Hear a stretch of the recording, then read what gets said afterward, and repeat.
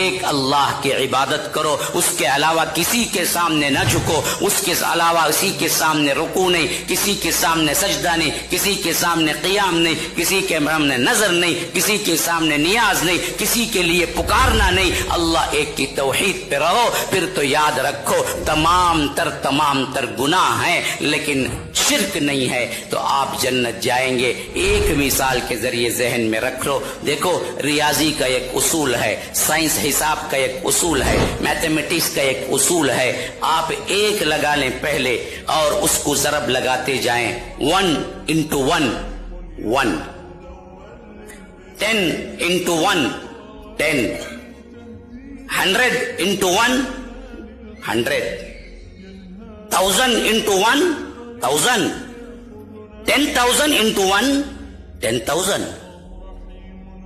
lakhs into 1 lakhs، 10 lakhs into 1 10 lakhs، 1 crore into 1 crore۔ یہ 1 کیا ہے پتا ہے؟ یہی توحید ہے۔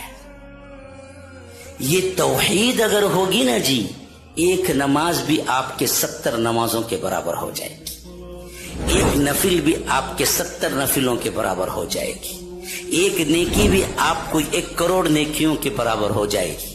لیکن سامنے 1 ہونا ہے، توحید ہونا ہے، تو ایک ایک عمل بڑھتا چلا جائے گا، 1 کروڑ into 1 کروڑ ہو جائے گا۔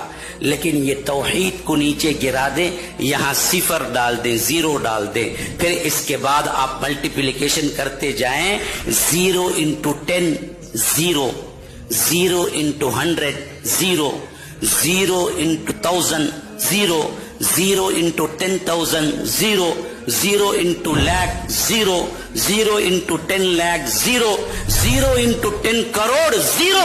یہ 0 ہی شرک ہے۔ اگر آپ ادھر 0 اور ادھر 10 کروڑ آپ عبادتیں بھی کریں تو وہ 0 کے 0 ہی ہے، اللہ کے ہاں کوئی قابل قبول نہیں۔ یہ ایک توحید ہے تو پھر ہر چیز بڑھتی چلی جاتی ہے۔